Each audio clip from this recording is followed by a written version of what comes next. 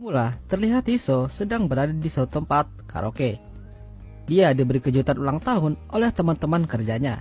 Tapi baru sebentar ia minum, lalu ia memutuskan untuk pergi lagi. Temannya hanya bisa terkejut dengan tingkahnya. Hiso adalah wanita yang lumayan mapan. Terkadang dia sering main dengan rekan kerja sendiri di apartemennya. Bahkan di dalam lift, sampai suatu hari seorang anak kuliahan memergokinya berciuman di dalam lift. Hiso seorang manajer di salah satu perusahaan musik di sana. Dia sering mengunjungi kantornya untuk mengecek apakah sudah ada ciptaan lagu yang bisa dibuat. Tapi tampaknya rekannya itu belum bisa menghasilkan. Dia kesusahan karena hanya bekerja sendiri. Hiso akhirnya kembali ke apartemennya. Saat turun dari taksi, dia melihat anak kuliahan kemarin sedang mojok bersama pacarnya di taman.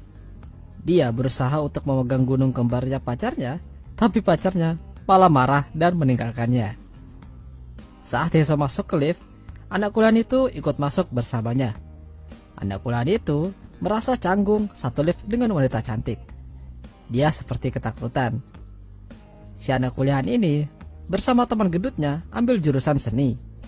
Mereka terlihat sedang melukis objek wanita tanpa busana di dalam kelas. Si anak kuliahan itu tampak sange melihat objek wanita itu.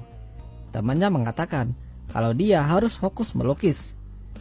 Sementara itu, Hiso tampak kecewa dengan kinerja anggotanya. Mereka bahkan merekrut penyanyi yang suaranya sumbang tak karuan. Dia akhirnya meninggalkan anggotanya dan minum-minum di bar dan melihat mantan pacarnya di sana. Dia kembali lagi ke studio dan meminta deadline lagu yang mereka ciptakan. Rekannya hanya bisa mengeluh. Dia meminta kalau dicarikan lagi anggota supaya bisa membantunya. Tapi Hiso menolak. Hiso pun semakin pusing dan kembali lagi ke bar dan ditemani oleh salah satu rekan cowoknya. Rekan cowoknya itu mengajak Hiso ke suatu tempat untuk menenangkan pikiran. Dia malah mengajak Hiso untuk bermantap pria di mobil di bawah jembatan.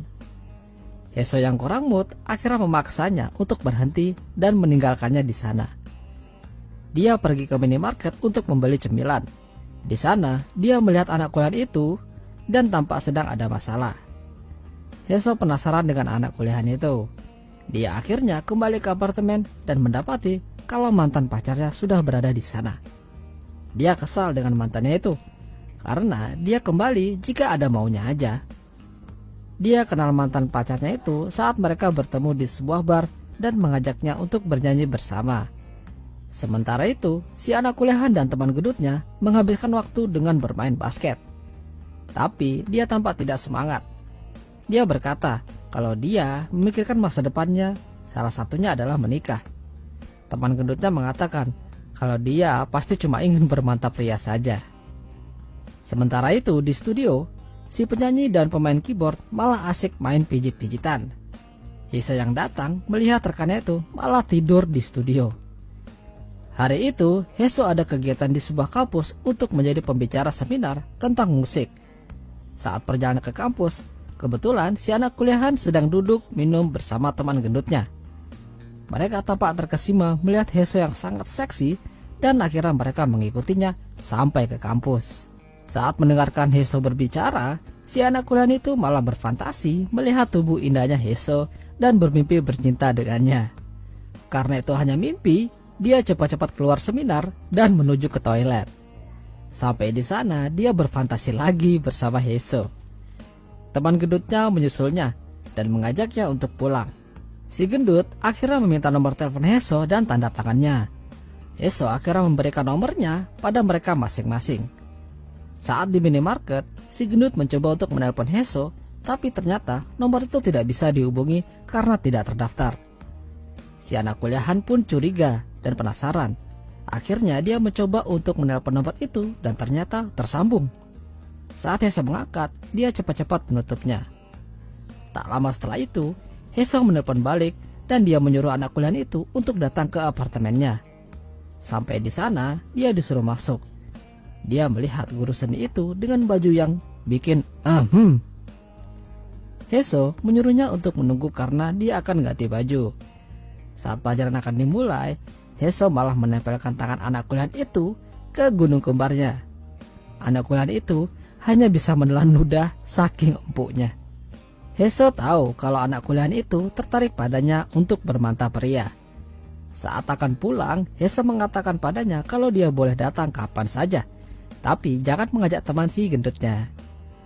Hari-hari anak kuliahan itu selalu membayangkan bercinta dengan Heso. Tiba-tiba dia ditelepon sama pacarnya, dan pacarnya tuh ngajak ketemuan untuk bermantap-mantap. Tapi dia menolak karena sudah terlanjur kecewa pada hari itu. Saat di kampus, temannya yang gendut bertanya padanya apa saja yang telah ia kerjakan selama di tempat guru seni itu. Anak kuliahan itu bilang kalau dia takut berhubungan dengannya karena tidak bisa memuaskannya. Soalnya nih, dia sudah terbiasa untuk senam jari.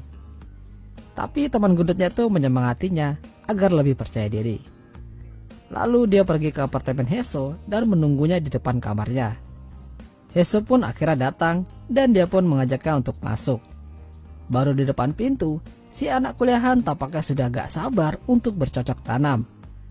Karena masih amatir, Heso akhirnya mengajarinya untuk pemanasan terlebih dahulu dengan makan es krim.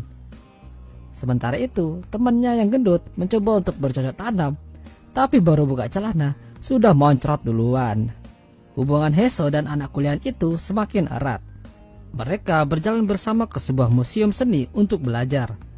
Tapi si anak kuliahan terus tergoda imannya untuk menancapkan senjatanya ke Heso. Heso akhirnya membawanya ke dalam dan sampailah mereka ke perpustakaan. Di sana Heso membuka celana anak kuliahan itu dan dia pun akhirnya karaokean. Setelah puas di perpustakaan, mereka kembali ke apartemen dan lanjut permantapan di sana. Saat bersama anak kuliahan itu, Heso mendapat inspirasi untuk menciptakan lagu. Dia pun mencoba memutar demonya di studio dan rekannya menyukainya. Salah satu rekan cowoknya mengatakan kalau Heso hanya mencoba memanfaatkan anak kuliahan itu saja. Tapi Heso membantahnya. Dia bilang kalau dia sendiri yang menginginkan itu.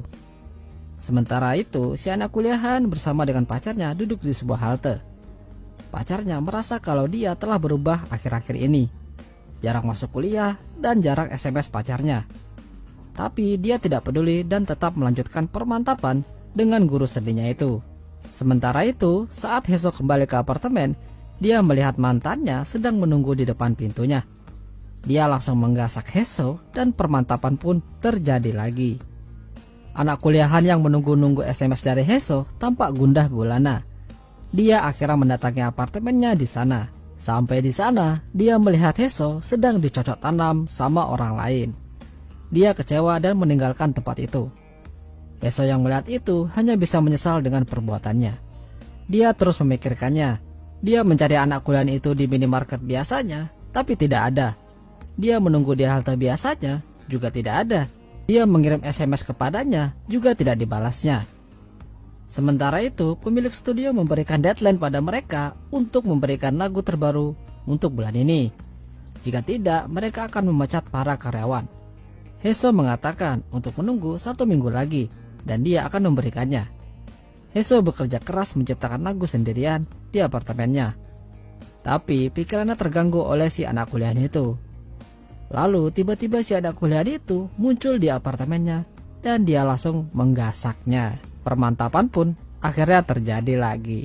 Setelah malam itu, Heso berencana untuk pergi ke suatu tempat untuk menyelesaikan lagu ciptaannya. Si anak kuliahan mencoba untuk menghubunginya, namun Heso tidak ingin menjawabnya. Heso ingin menenangkan pikirannya dahulu. Heso kembali dan dia melihat anak kuliahan itu bersama pacarnya. Tampaknya dia sudah mulai melupakannya dan menjalani hidup masing-masing. Heso pun tersenyum melihatnya bahagia. Heso berhasil menciptakan lagu dan masuk jajaran top trending yang berjudul Goodbye to My Romance. Dan film pun berakhir.